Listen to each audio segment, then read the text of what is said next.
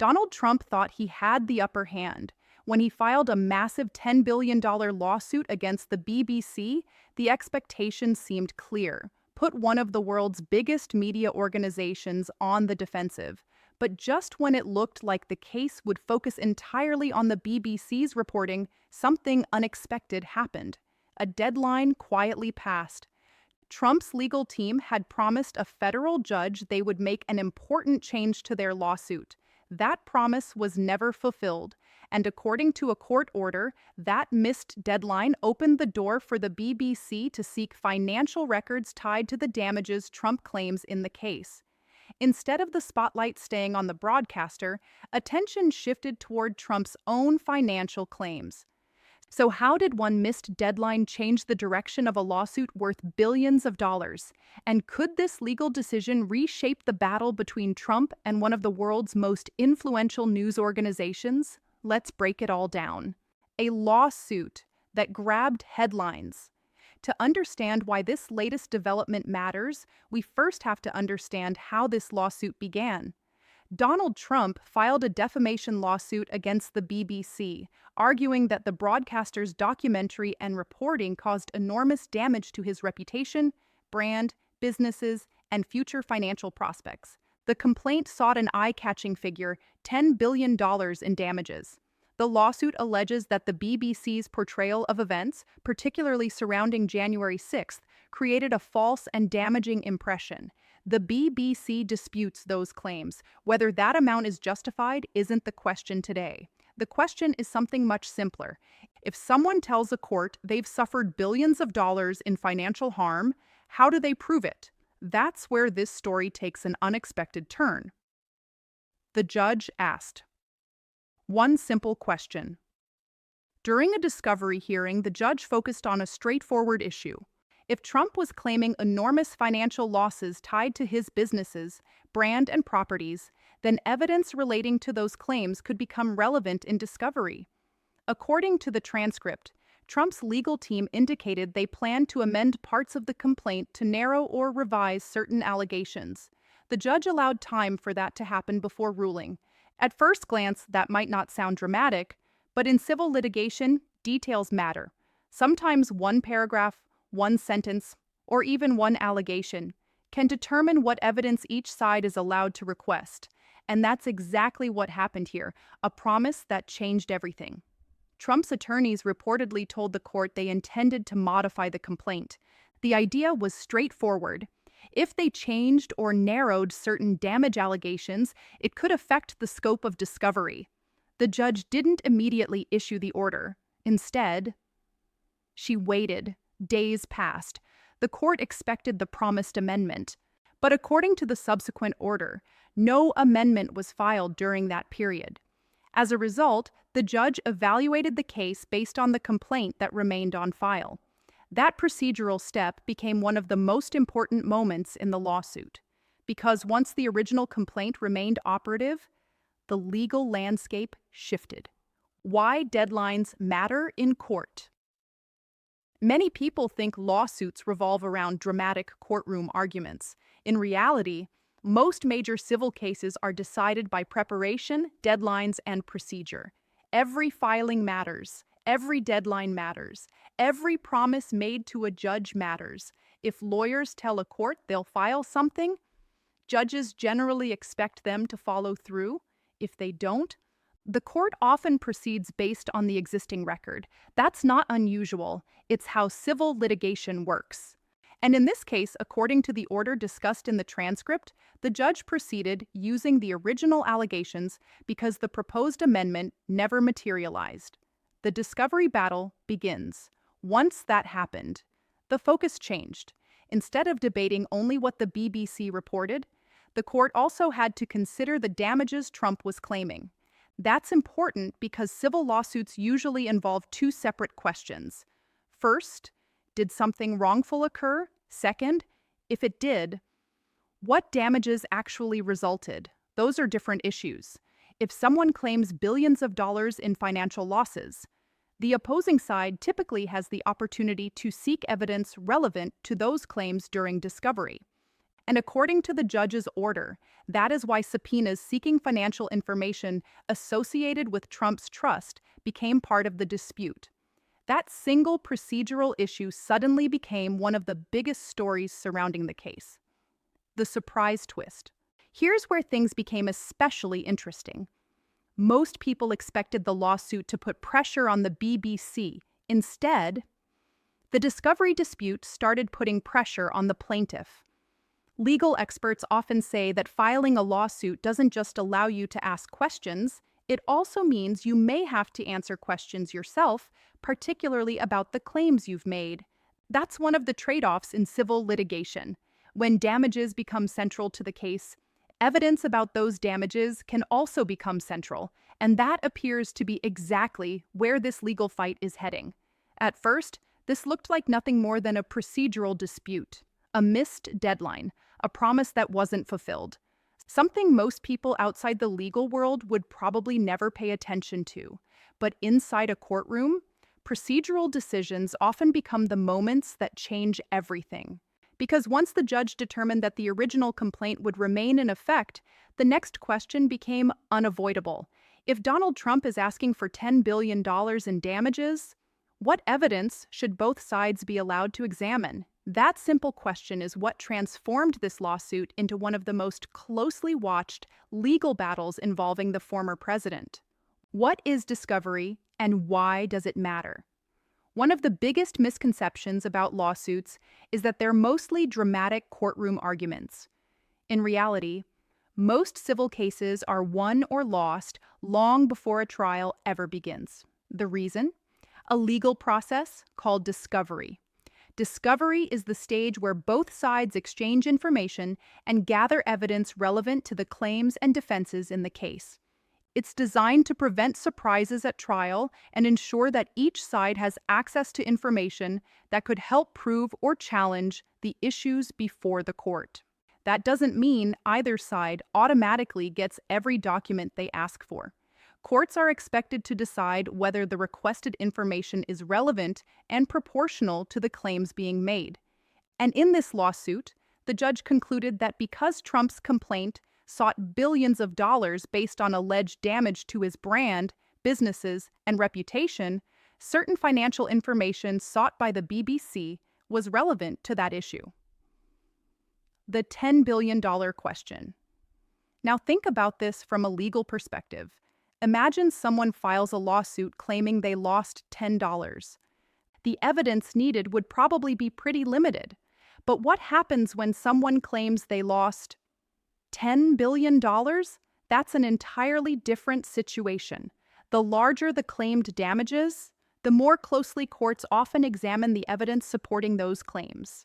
According to the court order discussed in the transcript, Trump's lawsuit alleges extensive economic harm, damage to the value of his brand, businesses, and future financial prospects.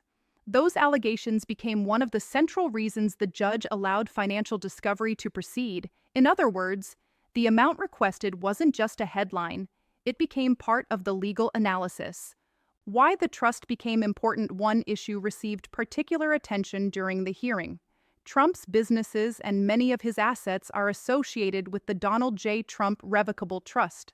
According to the transcript, the judge reasoned that because the lawsuit claimed harm to the value of Trump's businesses and properties, information associated with that trust could be relevant to evaluating those allegations.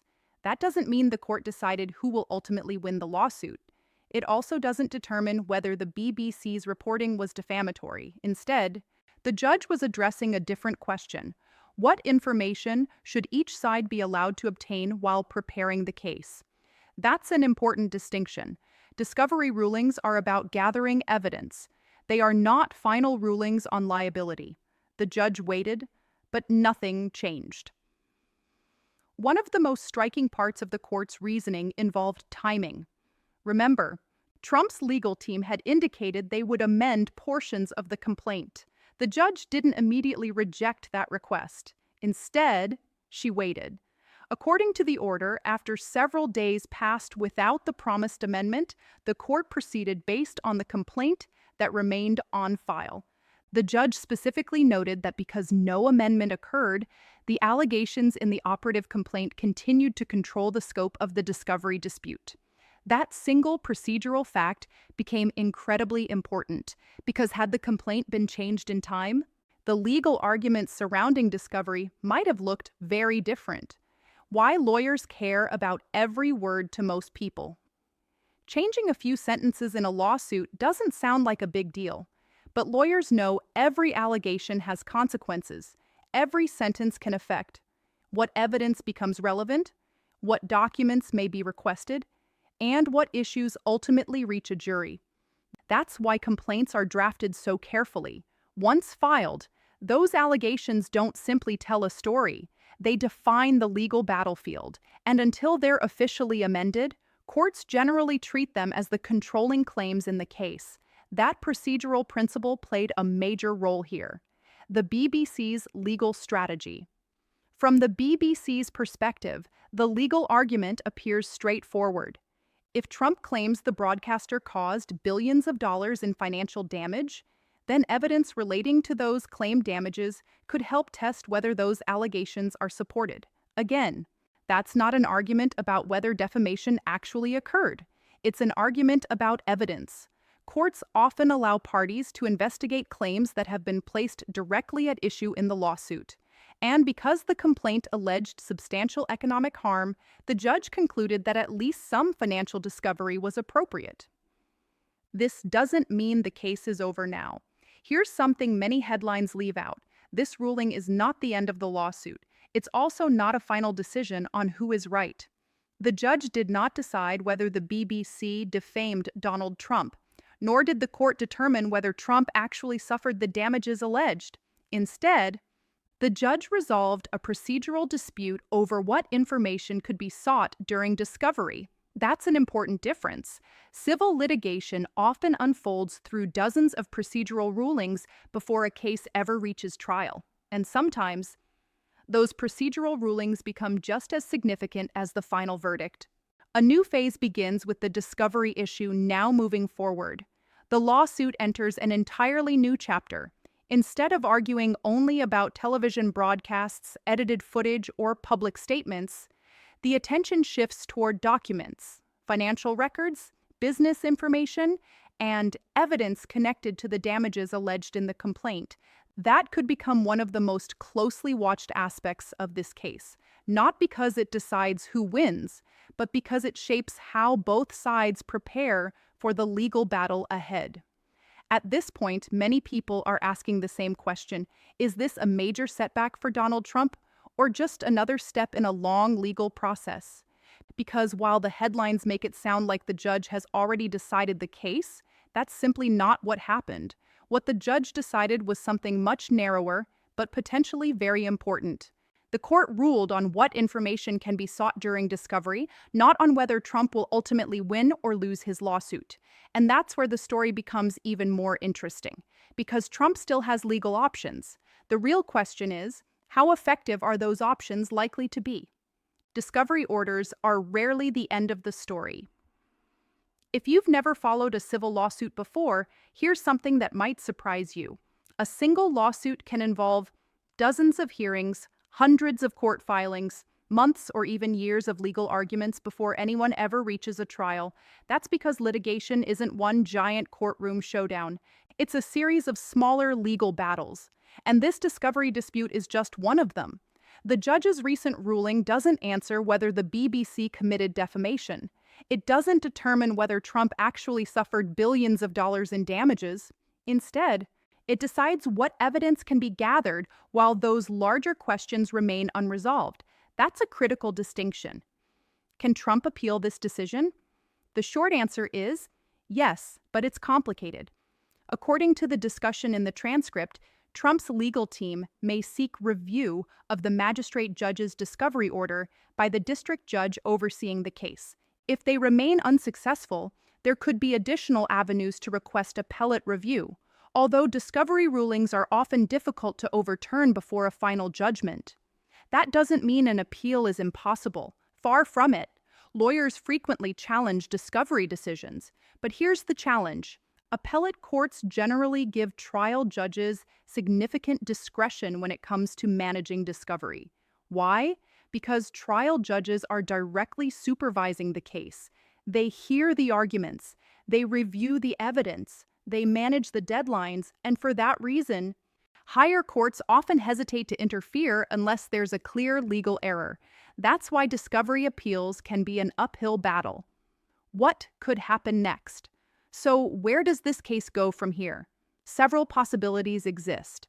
First, Trump's legal team could ask the district judge to review the magistrate judge's decision. If the ruling stands, discovery would continue. That means both sides would move forward gathering evidence, exchanging documents, and preparing for future stages of the lawsuit. Second, the parties could continue negotiating over exactly which documents fall within the judge's order. Discovery disputes often don't end with one ruling. Questions sometimes arise over scope, confidentiality, or whether particular records are protected by privilege. And finally, the lawsuit itself continues. Because remember, none of this decides whether defamation actually occurred. That issue remains for later stages of the case. Why this matters beyond one lawsuit. Now let's zoom out for a moment. This case isn't attracting attention only because Donald Trump is involved. It's also raising broader questions about lawsuits against media organizations. Whenever a public figure sues a news outlet for defamation, two important interests often collide. On one side, a person has the right to protect their reputation if they believe false statements caused harm. On the other, news organizations argue that strong protections for the press are essential to a free society. Those competing interests are why defamation cases involving public figures are often closely watched, not just by politicians, but by journalists, lawyers, media companies, and constitutional scholars. This lawsuit has become part of that larger conversation. The financial records debate.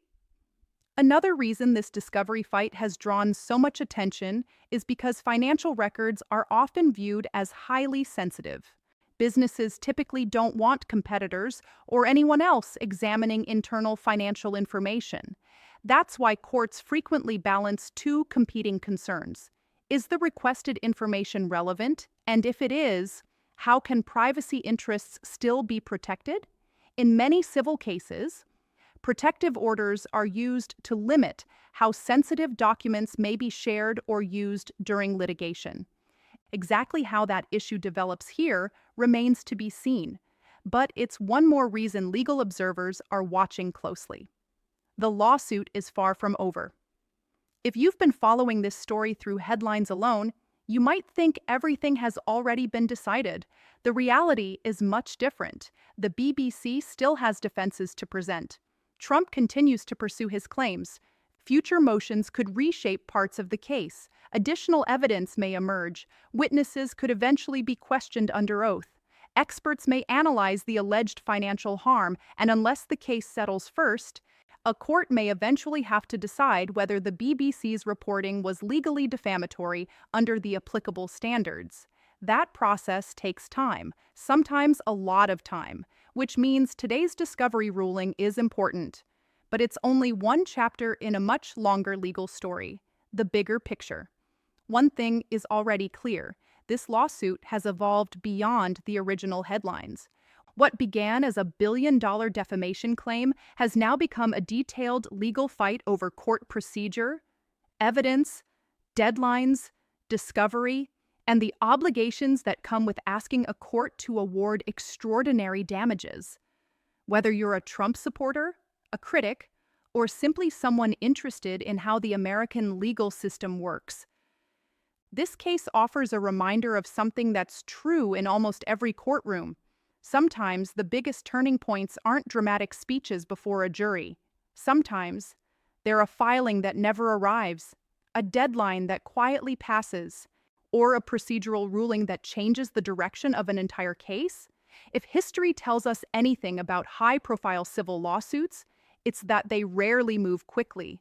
Every motion, every objection, every discovery dispute, every appeal adds another layer to the process, and when the parties involved include a former president and one of the world's largest public broadcasters, every filing receives enormous public attention. That's exactly why legal experts say this case could continue evolving for months or even longer. The recent order answers one procedural question. It does not answer the ultimate question. Did the BBC legally defame Donald Trump? That issue remains unresolved. Both sides will continue presenting evidence, filing motions, and making legal arguments before any final outcome is reached. The high stakes for both sides.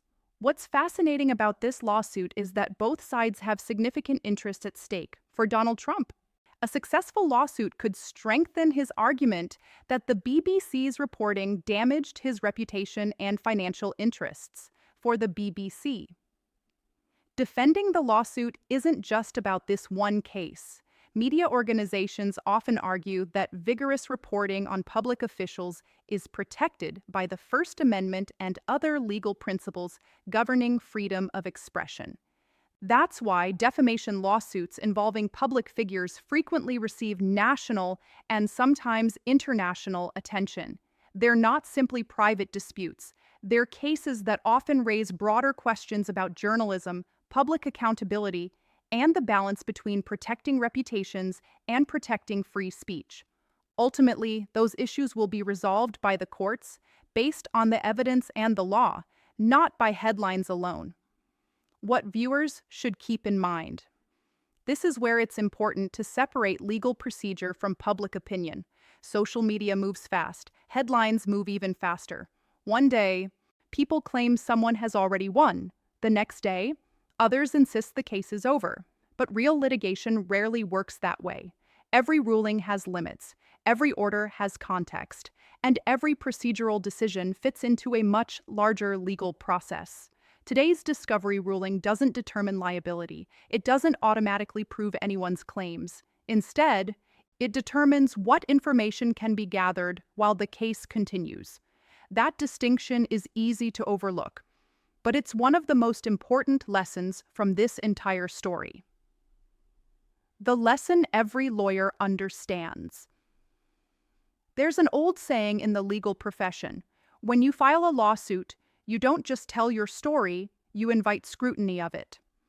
That's true whether the plaintiff is a private citizen, a Fortune 500 company, or a former president of the United States. Courts expect both sides to support their claims with evidence. If someone alleges significant financial harm, the opposing side will often seek records relevant to those allegations. That's not unusual. It's part of how the discovery process works in many civil cases. The judge's recent order reflects that procedural principle as the case moves forward. Could the case still end without a trial? Another question many viewers are asking: will this case actually reach a jury? The honest answer is, no one knows yet. Many high-profile civil lawsuits never make it to trial. Some are resolved through settlement, others are narrowed by court rulings. Some claims are dismissed, others proceed. And sometimes, the parties decide continuing the litigation simply isn't worth the cost or uncertainty. At this stage, it's far too early to predict how this particular lawsuit will end. What we do know is that discovery often becomes one of the most important phases of any civil case, because once both sides obtain additional evidence, their legal strategies can change dramatically. Why this story matters beyond politics. Whether you're Republican, Democrat, Independent, or someone who simply follows major legal news, this case highlights something much bigger than politics. It shows how the legal system operates when extraordinary claims are brought before a court. Deadlines matter, court filings matter, judicial orders matter, and even small procedural decisions can shape the direction of a lawsuit. That's why legal analysts pay so much attention to rulings that many people might otherwise overlook. Sometimes, the most significant developments don't happen during dramatic courtroom speeches. They happen through written orders issued quietly by judges after careful review of the record. So where does this case stand today? Here's what we know. Donald Trump filed a lawsuit seeking $10 billion in damages against the BBC. During the litigation, his legal team indicated they would amend the complaint, but according to the court order discussed in the transcript, that amendment was not filed before the judge ruled on the discovery dispute. As a result, the judge allowed financial discovery to proceed based on the allegations contained in the operative complaint. What happens after that will depend on future motions, additional discovery, possible appeals, and ultimately the evidence presented to the court. The legal battle is far from over, and as this case continues, every new filing, every hearing, and every judicial decision could change the story once again. One thing is certain, this lawsuit has already become far more than a disagreement over a documentary. It's now a closely watched legal battle about evidence, procedure, and the rules that apply to every party who asks a court for extraordinary damages. We'll continue following every major development as new court filings and rulings emerge. If you found this breakdown helpful, let us know your thoughts in the comments below. Do you think this discovery ruling changes the direction of the lawsuit, or is it simply another procedural step in a much longer legal battle? Thanks for watching, and we'll see you in the next report.